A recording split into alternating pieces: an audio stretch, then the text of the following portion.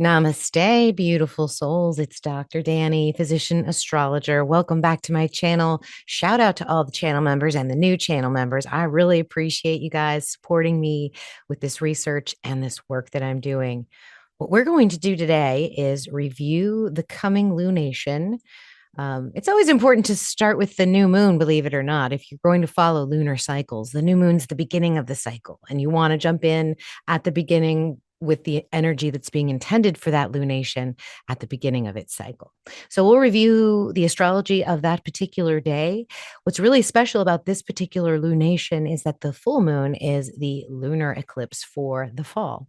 So we will not review that, but I will tell you precisely what house flavor you're going to have for the coming lunar eclipse, because as I do with every month, I will review the energy of this new moon by your soul star sign. What's soul star sign? Well, it is the actual constellational astronomical position of the sun, soul, the moment you were born. And I'll show you how to find out what that is, because you're so much more than just your sun sign, my friends. You are your soul sign. You are your Venus. You are your Mercury. You are all of it. So I will show you how to do that. And then once you are armed with that piece of information, you can take your timestamp and jump right to your reading. Each month is what I call a solely lunation. It's a normal astronomical, astrological term. And it's based on the position of the sun where it was the day you were born. And if it's one house, two house away, we talk about that and what that means and how the current sun is playing the tunes of your natal sun. And that's how we approach it. So each month I do this. Also, for channel members, you get this video first. If you join the channel, then you can be a part of our monthly Zoom call. We will discuss the coming lunation, the coming lunar eclipse, and what we might do to prepare for the energies ahead. So I'm really excited and happy to share this with you. I have announcements, but I'll intersperse them throughout the presentation. So without further ado, I will share my screen. Okay, friends, when we are examining this moon, we want to walk outside and take a look at the actual sky. And that's what I have before you here. This is stellarium-web.org. You can type in any date and time. I've got the new moon approximately right around the time that it goes exact on the 23rd of August. So this red line signifies the ecliptic of our sun. This is the path the sun travels every year through 13 different constellations. And what's so interesting is that astrology used to be somewhat lined up with the positions of the planets and the sun. But over time, because of precession, it has shifted just a little bit, actually precisely about 24 degrees. And the other thing we find out when we look in the sky is that the constellations are actually all different sizes. They're not 30 degrees each. Virgo is a huge constellation, way bigger than Libra and way bigger than Cancer. So that's what we're dealing with when we do constellational astronomical astrology. This is not Vedic. We're not doing lunar mansions, although analyzing the solely lunar cycles is similar to that. And there are timing techniques which are similar to that.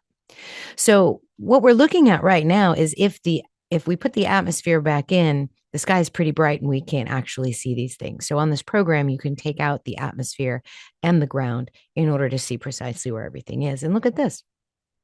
Here's the sun. Here's the moon, conjunct right in the heart of Leo at star Regulus. You can't get really any closer than that for that astrological alignment. And Leo is the energy of childhood, innocence. It's also royalty, kingly, leadership. It's the sun's house. And the sun is the highest expression of our spiritual selves. So it's to know your true divinity and walk with pride with that divinity. It's not an egotistical sign, only seems egotistical because it's so proud and so loving of its own self. So this cycle may be somewhat selfish, somewhat fun, somewhat interesting, somewhat joyful and exciting. So I love that we start out right like this. A new moon is when the sun and moon are conjunct. This is not an actual eclipse. The eclipses come next month. And you don't always see eclipses all over the planet either, although most of the world will see the coming lunar eclipse blood moon. Just to orient ourselves in the rest of the sky, here we see Mars in Virgo. We see Mercury in Cancer, We see Venus just about to enter Cancer. In fact, this is the day she starts her transits into the stars of Cancer. And then Jupiter in Gemini, next to the stars Castor and Pollux. So what a beautiful sky that this is occurring in. And then if we look a little bit to the right here, we can find the constellation of Taurus, and we see the Pleiades because that's a star cluster in that constellation. And we have our friend Uranus, the grandfather of all the planets, asking us to ground into the earth these cosmic downloads that we're all receiving. It's all coming pretty swift, time speeding up. Information that we're getting seems strange and unusual, but in order to actually deal with Uranus and Gemini, we need to ground these energies into our physical world. Otherwise, our nervous system won't be able to handle what Uranus can potentially bring to us as it moves into Gemini. And of course, here we see the star Sirius. And as the sun rises right now, you can see star Sirius before the sun. Over here in Pisces, we have Saturn still here. We'll be here until 27 or 28. And also with Saturn is Neptune. And Neptune will be in the constellation of Pisces until 2040. And then just to orient you to the rest of the sky, many of you may think Pluto is sitting right here, but my friends, it is not yet. Let's find Pluto in this app. We'll type in Pluto, we'll click on distant object asteroid, and we'll be brought right to the corner of the sky where Pluto is lurking. And here it is, deep between Sagittarius and Capricorn, and on a chart in the first 2 degrees of Capricorn. So this is a big deal because Pluto won't actually enter the stars of Aquarius until 2040. And then right here is our Milky Way center with the Milky Way galaxy, the galactic center right here. The stars of Sagittarius point the arrow straight to it. We have Scorpio in the underbelly with its claws touching the ecliptic. And here we have Ophiuchus, the serpent bearer, holding the snake above the ground with his foot in the ecliptic. So that, my friends, is the actual sky. And when you do astrology like this, you begin to resonate at the frequency for which you are supposed to be resonating. In other words, the non-illusionary frequency. The perfectly divided 12 slices of our sky is an illusion. It's an illusion propagated by religion, by television, by popular culture. And I think it's been misguiding us. And I think that's literally the source of our discontent as we move through the world and attempt to evolve with believing that the cosmos looks the way it does when it actually looks quite different. We have replaced our actual stars with stars on television. Instead of looking at the sky and seeing the shooting star and being in awe and understanding the story from whence it came, we watch television shows that teach us how to lie, steal, and cheat. So I would urge you guys to, if you're not there yet, to consider constellational astrology. It actually really does help you resonate with the frequencies of the cosmos, what your purpose is here, how you are supposed to evolve in a way that's for the greater good. So that's our sky, my friends. I would like to take you now to the presentation I created for you, where we will go over an astrological chart and look at these energies aspect by aspect. I got the intuition of this cycle to name it Take No Prisoners, because the previous cycle that we went through was more of a purge. And when you go through a purge, you go through a purification. And it just felt to me like it was a Take No Prisoners energy, especially when we look at while Leo looks really nice in the sky with sun and moon and all those personal planets right there all cozied up together. The shadow aspects in the sky, in other words, the planets that we can't see, are making some tough aspects in the sky. So we'll review those and we will take no prisoners. I just want to thank all of the channel members. Hopefully we can see them all in this view. For all of you that have decided to step up and help me with my content creation. It's amazing to me that this many people are supporting my work, and I'm so grateful every day. I'm just happy when I look at this list. I'm like, this is amazing that this many folks are behind what I'm doing. And I just want your name in lights too. And I want you to know that I appreciate you. And I'm sorry if your name got cut off with the communication between Zoom and YouTube. All right, here is the chart for the 23rd of August at 1:07 a.m. This is the moment of the new moon. So we are going to talk about sun and moon. We've already talked about them a little bit in terms of the energy that we're expecting here. But again, when you're thinking of lunar cycles, the moon meets once with the sun every 29 days, and the conjunction between sun and moon occurs a little bit later every month. So sometimes we'll get, like if we have a new moon here in Leo next month, we'll have 2 in Virgo, then we'll have a Scorpio new moon, then we'll have a Sag new moon. So the new moon energy drifts this way and connects with the sun as the sun processes through its tropical year. So with sun and moon together, you get the beginning of another lunar cycle, the new moon, the quiet moon, the darkness. There's no sunlight being reflected in the sky other than the luminaries that reflect. I think the only thing we can see in the middle of the night is actually Saturn. So Saturn is ruling the night right now. So we won't see the moon. We'll only see Saturn. And we've got a playful, new, joyful, happy moon. So it's very interesting. I feel like a lot of us have been going through some transformations, some dark nights of the soul, having to work through some pretty tough energies.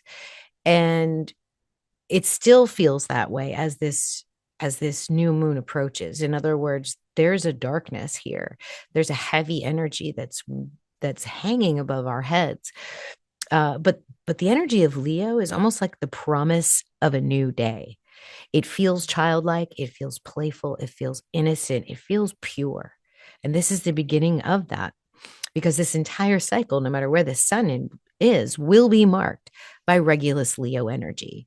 So as long as the heart is in the right place, an authentic place, a place of loving compassion, care, respect for others, honesty, if that kind of energy is emanating from your heart, the light is at the end of the tunnel. A lot of people call me Pollyanna, that I'm always looking at the bright side of things. But honestly, it's hard because you do have to face the darkness and learn to love it.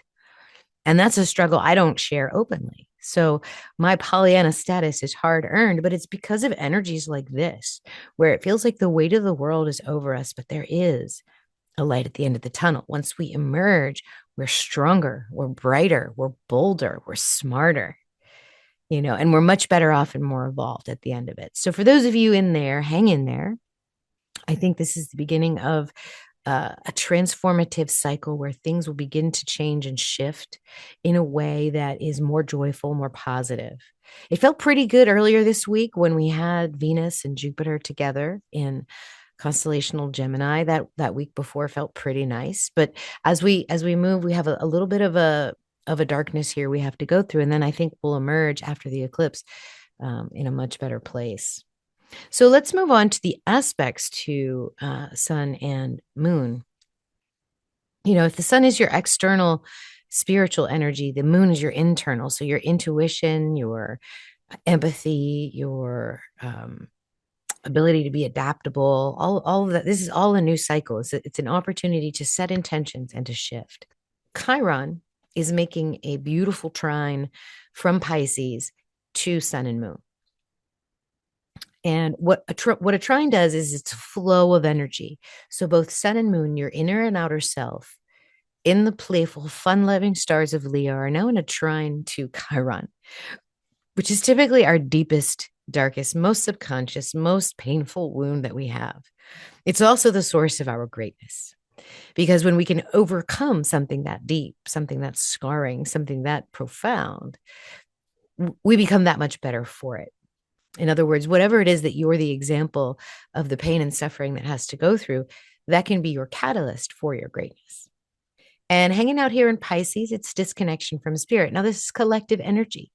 So the exact same thing that I was talking about at the beginning when I showed you the sky, being disconnected from the spirit, being disconnected from the mysteries of the sky, of the esoteric, that disconnection is literally what everyone is feeling. And so the journey inward, downward, to find that truth, and then, oh my gosh, find it reflected onto the actual sky and into the environment around you, means that you're pulling from your story the greatest part of you. And this is in a trine with the inner and the outer self. So this is a very spiritual moon on top of being playful and joyful. So I would say that if there is an opportunity for you, especially during this eclipse energy from the full moon to the next new moon, to take a break on social media, it's a portal where a lot of times our emotional loosh is used and harvested by showing us things that would get us upset or emotionally charged, whether good or bad. So I would urge everyone that by the time this full moon comes, to have a space of peace where you are not being influenced by anything externally. And you can really dive deep inward into yourself and just find the joy of being the divine without the external world. See what that feels like. This feels very deep and very personal to me, this trine. There could be a potential for wounds to surface, and you want to be in a safe spot for that. You don't want to be triggered by the external world, by the wounds that you don't know about. So I highly recommend a media fast or an external world fast, unless you really need to know what's going on. Let's get into the Liliths and Uranus. All right, so what we have here is Black Moon Lilith in Libra, Asteroid Lilith in Capricorn, and Sun and Moon, where we just talked about, in a square, in a big T square with Uranus. So here we have this mystic square here, which to me, when you look at the angles of the mystic square, look like the top of a pyramid. Because here you have the base, these four corners, and then you look down and you can see the cross. This is a tough energy. This is a tension, you guys. This is no joke. And what it feels like to me is that since we can barely see Uranus, there is a shadow side that we need to deal with that's going to come up and cause a conflict with our individual divine spark and who we are from the inside and out. Something is truly going to be challenging us as to who we are and what we want to do. And especially the banished and unloved and unwanted parts of ourselves, the parts that we have cast out, that we no longer choose to look at. And square is tension. Uranus is a disruptor, taking away your comfort zones, especially around values, resources, and embodiments. This is Uranus in Taurus, acting like an earthquake in the otherwise beautiful garden. So all that surface beauty doesn't mean anything when Uranus shakes the ground underneath. And the reason this happens is so that only the strongest roots survive. Only the truest, authentic part of yourself should be making roots right now. And that is Uranus's job. And you need to find out that authentic part of yourself by diving into your shadow energy. So in order to get only the strongest, truest roots to take hold in your creative world, you need to bring up the shadow parts of yourself. You need to work with those shadow energies. So this is very interesting. If you're not doing what Chiron is already urging you to do through this trine energy, then there'll be external forces that force us along that path. It feels a bit like a reckoning, which is why I said take no prisoners, because Uranus is concerned with our freedom, and so is asteroid Lilith, and her shadow is the freedom to express that pure power. And you're coming face to face with your own mirror here at a new moon. So how are you going to use this constructively? Well, I think Chiron's the key here because of this trine energy. And I think being as kind to other people as possible, because remember that they are also you on a different path, on a different journey, maybe one that you've already gone on. And that compassion will show you things about yourself that you didn't know were possible. So that's pretty intense. I would definitely use Chiron as a way to deal constructively with this mystic square. And the other thing that's happening, you guys, with this moon is the yod. So what's a yod? Well, a yod is a special formation. It's a compound aspected energy. And you can already see all these lines coming to the moon and sun here, right? So we've talked about the square. We've talked about this trine energy with Chiron. And now you'll see two gray lines. I'm going to actually get out my pen here and draw this for you. You'll see these two lines here. I'm going to draw them as straight as I can with this tablet, and then up here this way. These are called quincunxes or inconjuncts, and they're 150 degrees apart, meaning if you're standing here in the middle, the degrees between these 2 points is 150 degrees. There's subtle challenges. They're really important in medical astrology. When you have more than one pointing to the same point, and the 2 points that are doing it are also in a sextile, you have what's called a yod. It's also called the finger of God. So what we have here is we have these two energies, Saturn and Neptune retrograde in a sextile with Pluto retrograde. So this sextile between this energy in Pisces and this energy in Capricorn is the blessing. This is the blessing of this cycle, and this is surrendering to the transformation. This is a powerful, mystical energy. I don't know about you guys, but I have felt incredibly led over the last couple of days and weeks with my creative activities, with what feels good, with what doesn't feel good in terms of what I need to be doing here on this earth plane. And sometimes things come at me that were unexpected, but it's to nudge my path. And it's very interesting to watch the directions as an observer. And this is one of those opportunities where we can actually step outside of ourself. That's the challenge, right? This is the challenge between Sun, Moon, Saturn, Neptune, Sun, Moon, and Pluto with this blessing it's bringing us, is to step outside of ourselves and become conscious observers of this transformation while surrendering to it, while learning from it and allowing it to teach us. Very powerful stuff, you guys. Tell me how it's manifesting for you, because if any of this is ringing true and you can think of examples in your life where you're blending the powerful guidance of elder energy, of old soul energy, of higher self source God energy to who you're supposed to be, if you're feeling that kind of guidance pulling you through, because this kind of guidance results in the transformation that Lilith, Black Moon, and Uranus want to take you through, and that Chiron is here to assist you with. This is a very destined, very karmic moon. So we are in for it. So again, I feel like if we come at it from the sense of this is to liberate us, then we take no prisoners. So it's almost as if I'm asking you to do battle on yourself. I know it kind of sounds like that, but in a way it is. Stop yourself from being influenced by those who would try to control you and try to take your life force, your loosh, your power, and surrender to the divine transformation that's going on within you through the cosmic energies that are coming down. So we're done with the yod. That's all the moon energy. Do you see how aspected the moon is? That's pretty intense. And I didn't even really talk about this trine to the galactic center. That's always nice.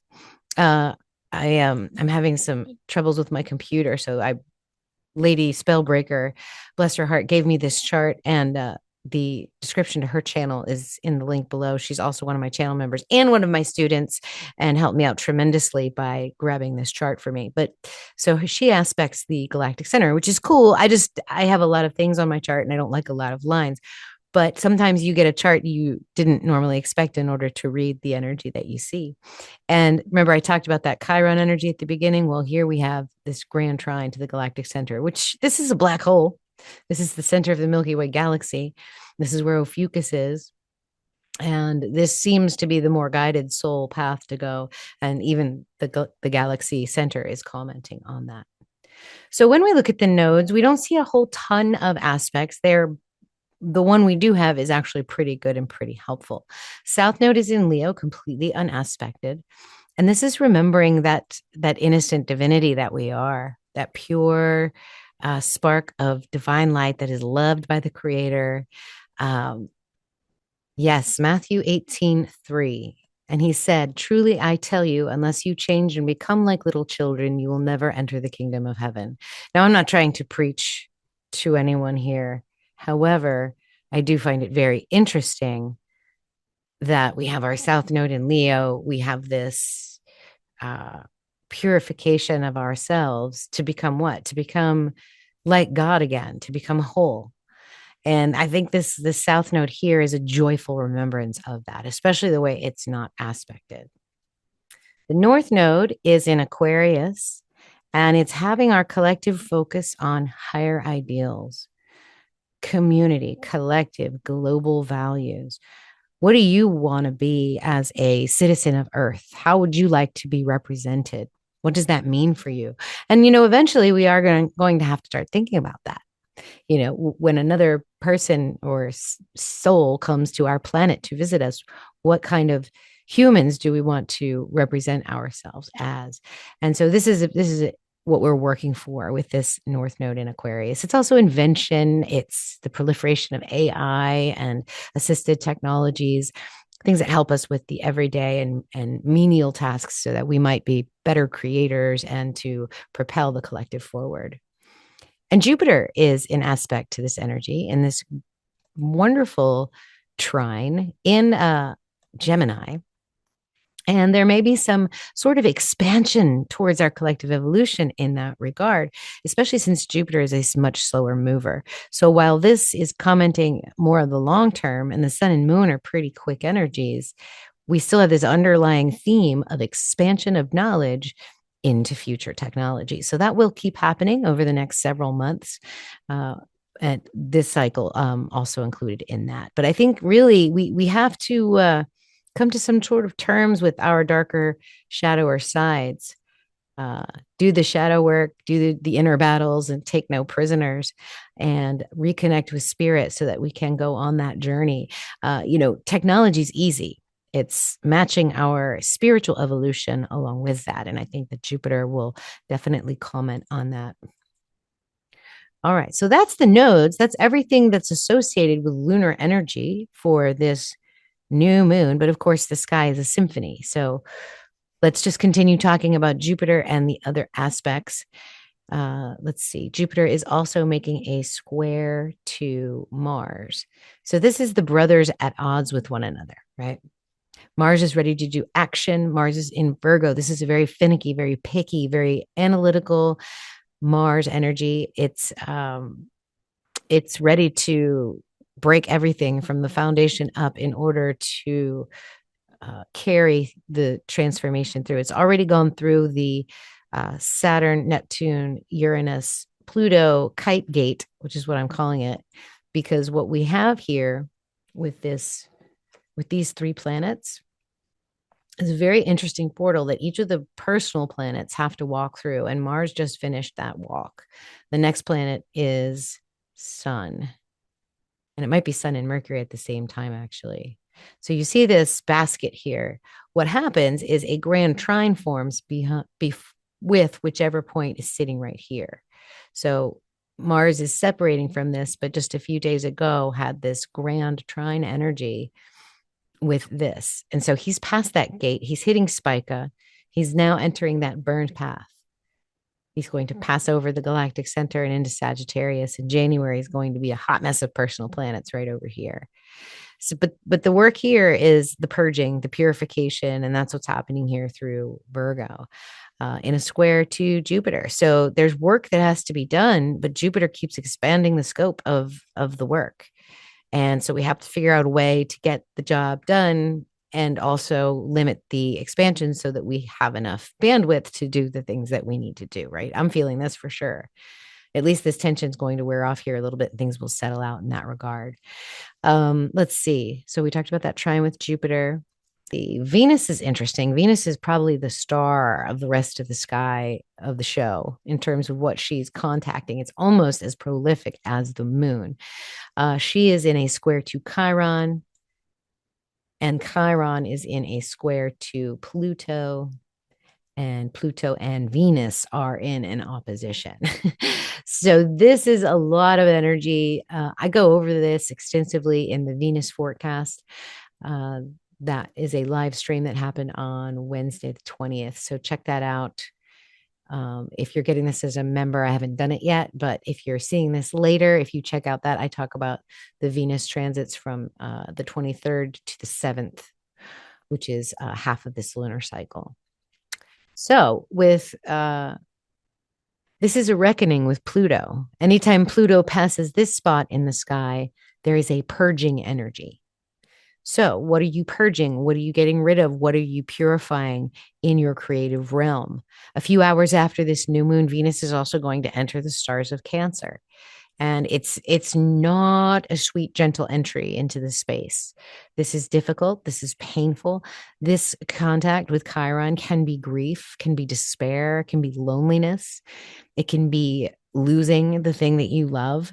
But Pluto's going to ask you, how does that change you? How does that change you for the better? And so I expect a bumpy road for our creative energy, perhaps even creative blocks, unless you're doing that work we talked about, sitting with the self, doing battle with the shadow, and allowing the higher source to carry you through the next couple of weeks.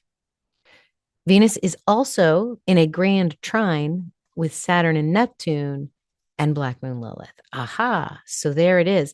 This could potentially be the key to accessing and using constructively. So this mystic square, how do you use that constructively? Well, there's message number one. You're going to be challenged also in the realm of your creative relational energy with these wounds. And you'll have a grand trine to Black Moon Lilith and to Saturn and Neptune. So how do you create in the mist? How do you create what you can't see? How do you tap into that? Well, you got to break through your shadows, because that's where your greatness lies. So this right here, my friends, is the key to this coming lunation, I think, as well as the Yod sort of points us in the right direction. The trine to Chiron shows you the channel where it will be the quickest. It's also in a grand trine with the galactic center. And then the mystic square breaks the ground that you're standing on so that the roots that are left behind are strong enough to grow in this space. And then you can create from that. So that's the order of events. That's what I see.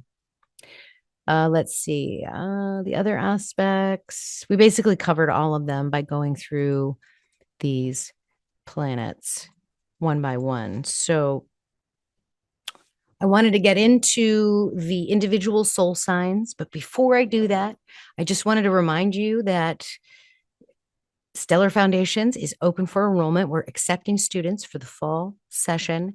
We begin on September 8th. It's a Monday night. So if you are interested, if you're hovering, if you're thinking about it, email me. We can talk about it. If you've already done some of my coursework, you may be entitled to a cheaper price. So email me if you've also done that. I would love to have you in this group. We're growing. We have a few more that have signed up for the fall session, and I'm so excited to dive into this with you. If you go to learn.drdaney.com, the links are also below for this. You can go to this and check out the course curriculum.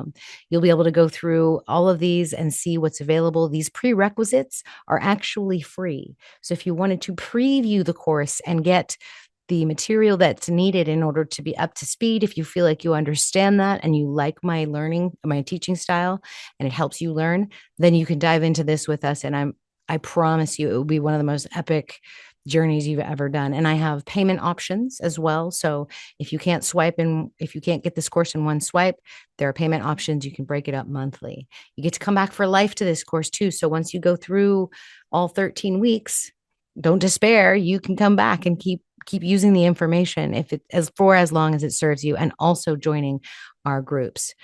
If you join Stellar Foundations, you're automatically invited to the monthly YouTube Zoom call for the lunation discussion. So check it out. Think about it. It's a great course. It's a great investment in yourself. Like I said, if you want to reconnect with the stars, this is one of the best ways to do that. Also, please don't forget to sign up for this free event on Saturday, September 27th. I'm one of the keynote speakers. I'll be speaking after Athen Commenti and Gary O'Toole, and I will be discussing the Phoenix angle that you all have seen me discuss. So please sign up for that. That is free. That's coming. It's going to be here before we know it. And then, of course, our next members only Zoom call will be on Sunday, the 24th at 6 p.m. So please check the post tab on Friday for a link to that call, and we will go over the coming astrology. I will be there to answer any questions that you have. We'll go about maybe an hour and a half for that discussion. So I hope to see you all there, and I welcome all the new channel members if you join. So if you want to play along with the Soul star sign, you need to know where your soul star is. You need to know where the sun was in the actual sky on the day that you were born. So the way that you do that is you go to drdanny.com/free chart and you put in all of your details. I don't even need your email. It will not track you other than that you were a person that looked at the website. You put in your details, date of birth, time, location, click enter, and on the website it will generate that free chart instantly, so you don't have to wait for an email or anything. Then you want to look for this symbol right here, the sun, and that is precisely what your soul star sign is. Now, it may change from your sun sign in tropical, but this is your soul star sign. So for example, I was a Leo sun in tropical, but I'm actually a Cancer soul star sign. So the constellation you find it in is your soul star sign. Or I have the dates here for you as well. So this is very helpful if you're using the midpoints based on Athen Comenti's work with Mastering the Zodiac. This is what you'll get. The International Astronomical Union does have different dates for some of the constellations, but for the most part, this is the ranges where the sun travels along that ecliptic and the constellations in which they do that. So for example, Cancer, 7/17 to 8/6. My birthday fell right here on August 4th, so I'm not a Leo. Leo is from August 7th to 9/14. That's right. We are in Leo season right now. So on the 20th, which is the day before I'm recording this, they're telling us that the sun's in Virgo. And that doesn't even happen until the 15th of September. And Virgo is huge. It goes all the way to November. So October is included in Virgo. All of October, all 31 days are part of Virgo season. And it just so happens that the sun is pretty near Spica on Halloween. Libra is very short. It's a very tiny constellation. It's from November 4th to November 22nd. And Scorpio and Ophiuchus, you'll see the sun traveling there from 11/23 to 12/18. So any of you guys that were born sort of in the early parts of December, you're actually an Ophiuchus soul star sign. I usually group these together because they're on top of one another as opposed to side by side. Sagittarius is December 19th to January 19th. And then we have Capricorn from January 20th to February 13th, Aquarius from Valentine's Day to March 9th, Pisces from March 10th to 4/20. This is another huge constellation too. Aries is from 4/21 to 5/12. Taurus is from 5/13 to 6/19. And finally, Gemini is 6/20 to 7/16. Okay, so those are the dates that the sun travels through the constellations and should apply to everyone watching today. So we will start with Leo soul star signs. That means you were born from August 7th to September 14th. And the reason you get to be first is because the new moon is actually in the constellation of Leo. All right, and it's on Regulus. So when you look at your natal chart, you should be able to see the sun somewhere in the constellation of Leo. And the closer that your natal sun is to the actual star Regulus, then you're on your birthday is this new moon. So if you were born on August 23rd, you're having your new moon, your first lunation on the actual new moon, which is pretty cool. So because during this lunation, your birthday occurs, this is a first house lunation with respect to where your sun is. It carries the raw energy of first house, identity, sovereignty, unapologetic self-definition. The crown is on your head, whether you're ready for it or not. Regulus will demand integrity, not performance. So if you step into this year pretending, the eclipse portal opening across your seventh house will strip that mask away. Remember the authenticity we were talking about. Spirit's going to be very obvious the next several weeks. If you're not doing it right, you're going to get pushed in the correct direction. The Lilith mystic square says no more compromising in relationships. If you've been dimming your fire for partnership, this lunation will drag the truth into the light. Uranus will shake your very foundation, forcing you to show up as who you are, not who others want. Jupiter's trine to the North Node is your lifeline. Allies will rise to meet you, but only when you stop betraying yourself. Here's a great example of this. Let's say you launch a project or claim a role that feels like destiny. Your partner, your collaborator, the person you live with may resist. And this is actually a good thing. You want to let them resist. Eclipse portals are like karmic crossroads, and it will test your authenticity, your viability. If you stay small, you're going to lose both yourself and the partnership. So stand tall and you'll find those who can meet you at your true level. So your message, Leo Suns, is that your year begins with a demand for sovereignty. No prisoners, no compromises. Lead your life through the eclipse portal, or it will show you who's been leading it for you. All right, Cancer Suns, Cancer Souls. This is a second lunation of your solely lunar year, and the eclipse is 8 houses away, and Venus will be crossing over your sun this month. The new moon on Regulus is the second lunation of your solely lunar year. It's your annual reckoning with worth, the resources you hold, the values you stand on, and the boundaries that protect your energy. Venus will cross over your sun, illuminating your radiance and making you magnetic. Venus conjunct your sun is not just charm, it is also a mirror. It shows you whether you are truly living as if you are worthy of the beauty and devotion you desire. The Lilith T-square and Mystic square will not let you fake it. If you've been giving too much, if you've been undervaluing your time, if you've been staying entangled in dynamics that drain you, this lunation drags the truth to the surface. The eclipse portal opening across your 8th house in September will show you exactly where you've been leaking power, especially in finances, intimacy, or emotional bonds. What you claim now for yourself will set the terms of those deeper exchanges later. Jupiter's trine to the north node and sextile to the south node says support and expansion are waiting, but only for the version of you who refuses to negotiate away your worth. So an example of this might be, let's say you have a business and you raise your rates, you set a financial boundary, or you decide that your energy is too valuable to pour into one-sided relationships. Someone's going to resist you. And again, this is a good thing. That resistance is proof that the pattern cannot survive the eclipse portal. By the time the lunar eclipse comes, the ones who honor your value will remain and the rest will fall away. So your message for this cycle is that you will be tested whether you know your own worth. Regulus says stand in that worth. Venus says shine from it. Lilith says defend it. Take no prisoner, Cancer souls. The eclipse portal will strip away whatever does not honor your value. All right, Gemini souls. You had your birthday 2 months ago. So this new moon is 3 houses, the 3rd house, away from your natal sun. The eclipse will be 9 houses away from your sun. And Jupiter is in your sun sign right now. So this new moon on Regulus is the 3rd lunation of your solely lunar year. It's a 3rd house chapter.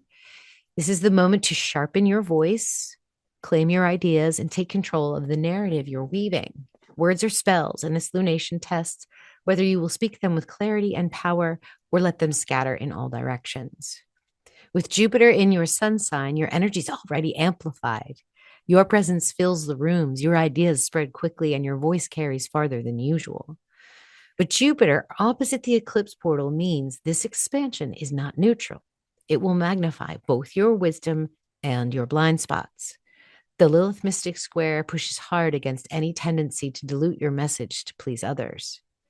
This cycle demands that you stop censoring yourself and speak the truth, even when it shakes the room. And that eclipse portal across to your 9th house will show you where those words carry you into bigger arenas of teaching, publishing, travel, or spiritual vision. What you say now will open doors later, but if you let fear or compromise muzzle your words, this eclipse will reveal how small you've been playing. So here's a good example. You might be writing, teaching, or sharing an idea you've sat on for years. Someone may challenge you, criticize you, or even try to silence you. This is good. This is the initiation, because by the eclipse, your willingness to stand by your truth could lead to a new audience, a mentor, or an opportunity that launches you into a wider field. So your message is that words become your wings, and Jupiter will amplify your voice. Leo will crown your truth, and Lilith will burn through your excuses. Take no prisoners with your ideas. The eclipse portal is a gateway. Speak now and step through it. Taurus souls. This is a 4th house lunation of your solely lunar year. So in other words, 3 months ago, you had a birthday. And if you'll notice, this is a cardinal angle with respect to your sun's cycle. So it's a tension between first house, fourth house energy. Who am I being and who am I really? Okay, so this new moon on Regulus will be the fourth lunation of your solar lunar year. This is the point in your cycle where foundations are shaken and rebuilt. Home, roots, security, and belonging are all up for review. Normally, Taurus likes stability, but Uranus is moving through your sun sign now, and stability is not on the menu. This is revolution from the ground up. The Lilith mystic square makes the message clear. You cannot cling to comfort or tradition at the expense of your authenticity.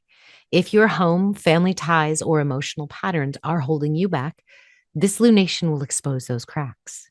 The eclipse portal opening across in your 10th house will show you how those hidden patterns affect your public role, career, and destiny. This is not just a private change, it's the change that alters your place in the world. Jupiter's trine to the north node and sextile to the south node reminds you that allies and mentors appear when you're brave enough to let go of false security. The right connections can help you reroot in more authentic soil. But first, Uranus will pull up the weeds. Here's your example. So you could be potentially forced to relocate, to release an outdated family obligation, or confront a story about safety that no longer fits. It might feel destabilizing now, and that means it's working. Because by the eclipse, those shifts could open the door to a career move, a leadership role, or some sort of public recognition you would have never reached if you'd stayed locked in the old foundation. So this is your liberation cycle. Uranus says break free. Regulus says rise with integrity. And Lilith says stop hiding behind comfort. Take no prisoners with your foundations. The eclipse portal will show you who you are when the ground shakes. Aries souls. This is the fifth lunation of your solar lunar year, and the eclipse is 11 houses away from your natal sun. Mars squares Jupiter and quincunxes your sun. So this is a fifth house chapter for you Aries suns, and some of you late Pisces suns may also feel this energy as well. This is your cycle of creativity, joy, passion, and unapologetic play. It's not a gentle invitation to express yourself. It is a demand, especially if you don't make space for your fire. The eclipse will burn down whatever cages it's been locked down inside. The ruler of your sun sign is Mars, and he's at the center of this story in a very awkward angle to your sun and square to Jupiter. The quincunx will feel like constantly needing to adjust, a reminder that the old ways of forcing or rushing won't work anymore. The square to Jupiter makes every impulse bigger, your creativity, your desires, your risks, but also your overreaches. You really can't play small now, but you can't scatter yourself either. So it's precision that matters for you. The eclipse portal affecting 11th house energy will test what communities and alliances can actually hold your fire. If the people around you don't support your creative truth, that portal will reveal it. If they do, it will ignite networks and collaborations that amplify your vision far beyond what you could have done alone. An example of this might be pouring yourself into new art, romance, or a leadership project that feels amazing. Someone in your circle may push back at you, saying that you're being too much, too risky, too selfish. This is a good thing. You want to hear this. If you hear this, you're doing it right, because by the eclipse, you'll know exactly who is aligned with your joy and who needs to fall away. So your message is use this lunation as a test of courage. Act, expand, lead with integrity, and take no prisoners with your joy. The eclipse portal will clear the false friends and leave only those who stand in the fire with you. Pisces. Okay, this is a very large constellation, and it's divided up into two when we talk about this. If you are a later Pisces, in other words, maybe the middle week of April, so from the 10th to the 20th of April, you will be a late Pisces. And so the previous fifth house energy of Aries may feel more accurate to you than the early Pisces energy. Okay. So I will read both of these. Here you can see if your sun is collecting here on the second half of Pisces. You've got Chiron and Eris there, and you may feel more fifth house energy. And if you're earlier Pisces, March babies, then you may feel the Saturn and Neptune energy. So I encourage you to listen to both and see which one resonates, either fifth or sixth house if you are Pisces. Pisces souls. This sun and moon, new moon, is 6 houses away from your sun. 1, 2, 3, 4, 5, 6. And the lunar eclipse in Aquarius is in the 12th house with respect to your sun.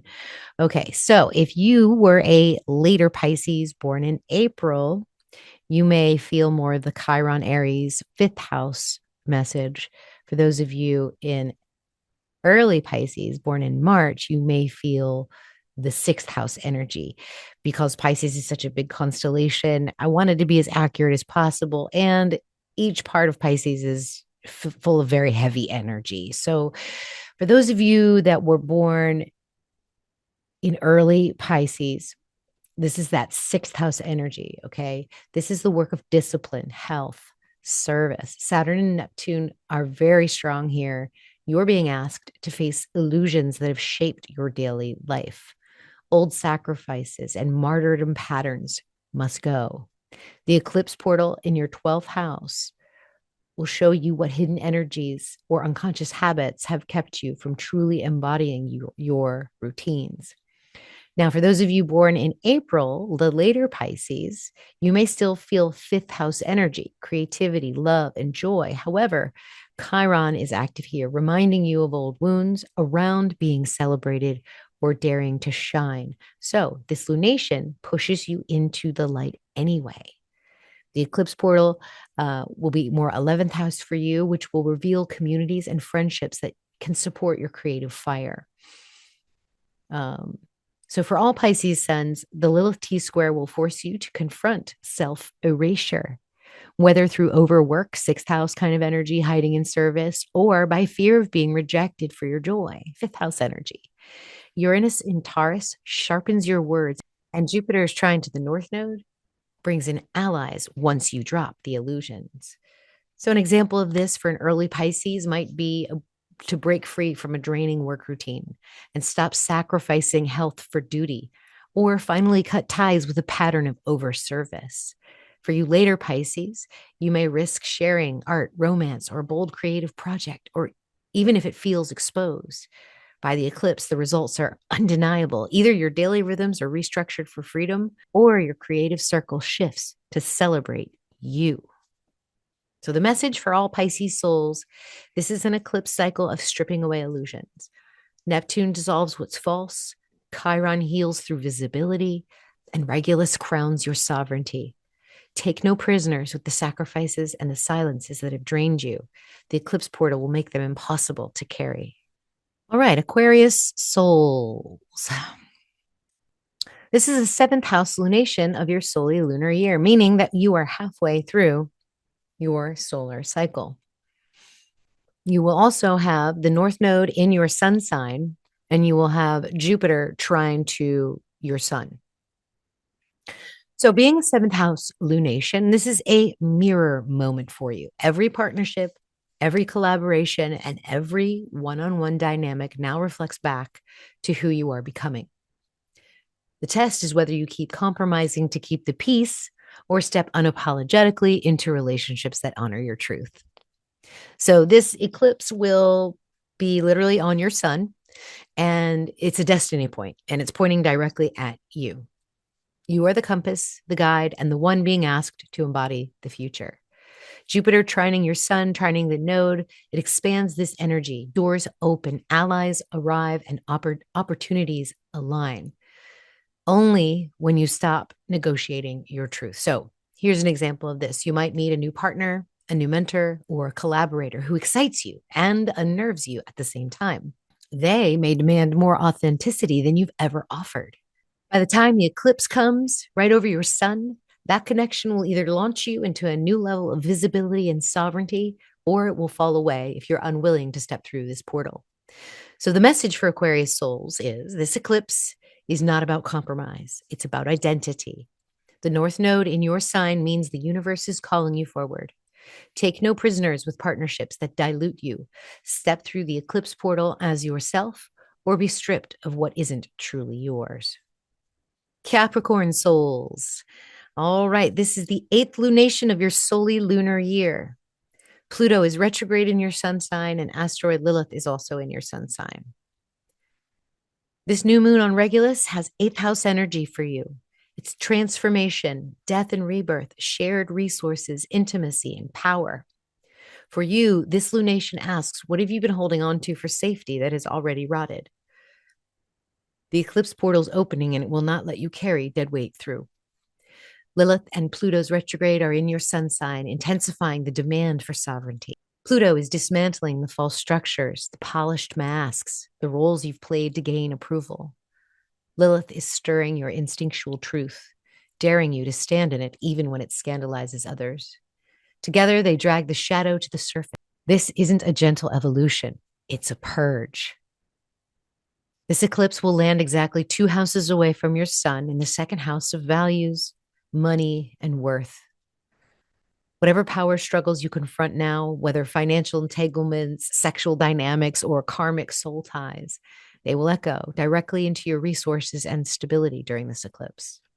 If you've been selling yourself short, this portal will expose it. Jupiter's trine to the North Node offers a rope across the chasm.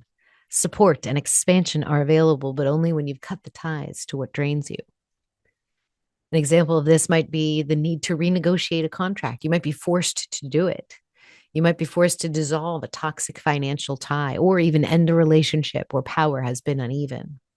It may feel quite brutal in the moment, but by the eclipse, the freedom and the resources it opens up will prove why it had to end. So your message, Capricorn souls, is that this is your reckoning cycle. Pluto tears down. Lilith refuses silence. Regulus demands integrity. Take no prisoners with the power games in your life. The eclipse portal will not allow you to carry the false into the future. Sagittarius souls. This is the 9th lunation of your solar lunar year, and the eclipse will happen 3 houses away from your natal sun, and Jupiter will be opposing your sun.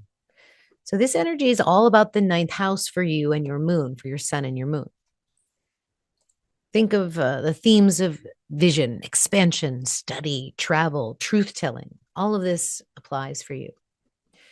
For Sagittarius souls, this is the most natural territory, being a 9th house lunation and also being a Sagittarius sun. However, this lunation does have a little bit of a sharper edge.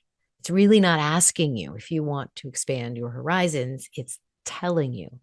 So in other words, if you don't expand your horizons, the eclipse will show you exactly how small you've been staying. Jupiter, your sun ruler, is moving through Gemini and opposing your sun. This opposition magnifies everything, your insight, your inspiration, but also your blind spots.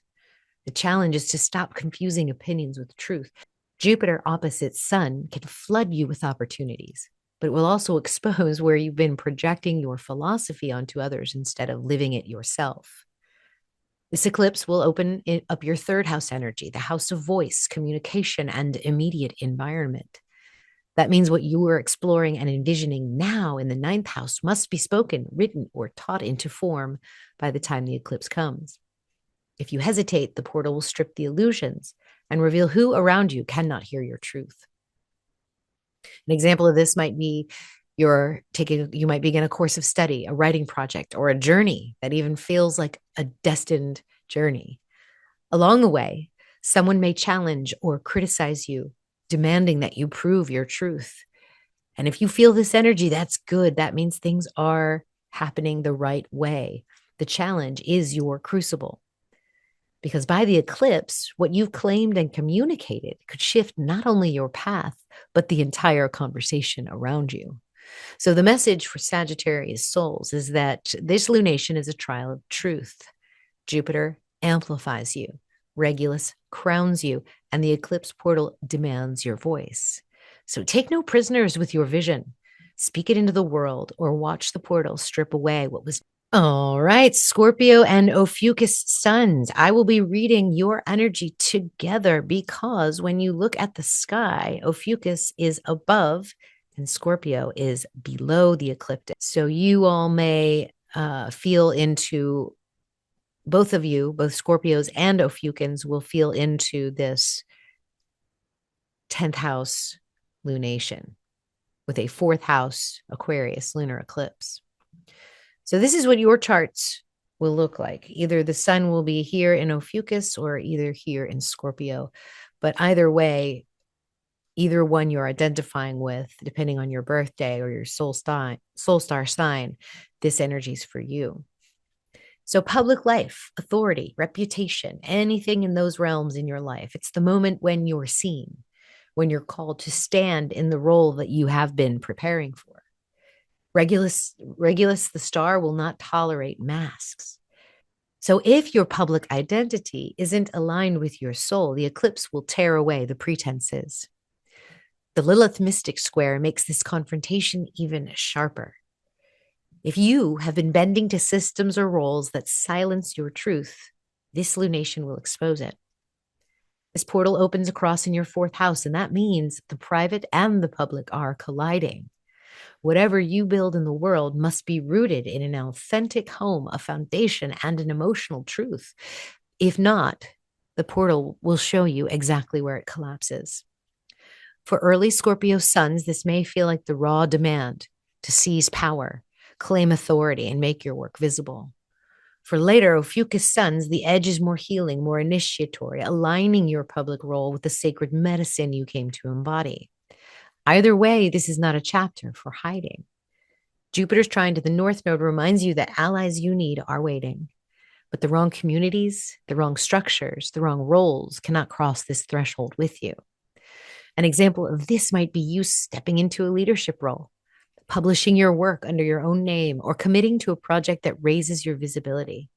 Because by the eclipse, you may be forced to restructure your home life, your family ties, or your emotional grounding to hold the weight of this new visibility. The message for both of you, Scorpio and Ophiuchus, the eclipse portal is the crossroads between false power and real authority. Regulus says integrity is the only way. Lilith says no more compromises. So take no prisoners. If your foundation cannot hold your truth, it will be torn down. Libra souls. All right, Libra souls. This is an 11th house lunation with respect to your sun. So the eclipse will be a 5th house energy. And Black Moon Lilith is in your sun sign. So think of 11th house energies, right? This is a visionary portal, future goals, communities, alliances. Ask yourself, who are your people? What kind of world are you building with them? This lunation will not let you stay neutral or passive. The eclipse portal in the 5th house makes it very clear. The alliances you choose now will either amplify your joy and creativity, or they will smother them. With Black Moon Lilith retrograde moving through your sun sign, the demand is sharper. There's no more compromising yourself to keep the peace. You were not born to be ornamental or someone else's story. This is the time to surround yourself only with those who recognize your fire, your intelligence, and your independence. Anyone who cannot hold that will be exposed when the eclipse portal comes. The Lilith mystic square with Uranus puts your relationships and networks under pressure, shaking your values and demanding that you risk disruption for authenticity. Jupiter's trine to the North Node says destiny allies are waiting, but only if you stop softening yourself to stay liked. An example of this might be you join a new community, you launch a new group project, or you set a bold goal that thrills you but unsettles those who prefer you quiet and agreeable. So if you get any pushback with that, that's a good thing. That means it's working and you're doing the right thing, because their discomfort is your proof. By the time the eclipse comes, your creative fire will either be liberated by new connections or smothered by old compromises. So your message, Libra souls, is that this is a portal of truth. Regulus will demand integrity. Lilith and Uranus demand rebellion and liberation. Take no prisoners with the people you give your energy to. The eclipse portal will burn away false alliances and leave only those who can celebrate your joy.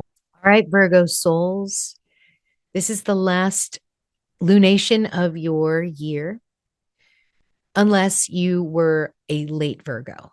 You may have some of the 11th house Libra energy, but I will read both for you. So the last lunation of your solar lunar year next month, you will be in a first house lunation.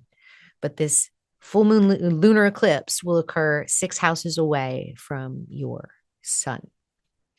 So, for those of you that are early Virgo suns, think of this as 12th house energy, a place of endings, release, retreat. Eclipse portals here are utterly ruthless. They will show you every energy leak, every obligation that drains you, every illusion that you still feed. With Saturn and Neptune retrograded, active in Pisces, this pressure is real. Old structures dissolve, old fantasies collapse. The eclipse portal across in your 6th house will expose exactly how the hidden sacrifices of your past year are affecting your body, your health, and your work. So this is your purification. So if your birthday does not happen until after the 21st of September, then this is a 12th house lunation for you. If it happens between the next new moon and the 21st, then you should read the 11th house energy.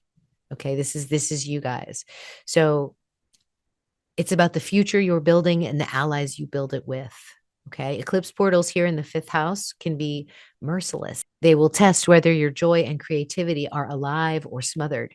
The people you surround yourself with now will determine what kind of fire you'll carry forward. So if your community dims your light, the eclipse will make that betrayal very visible.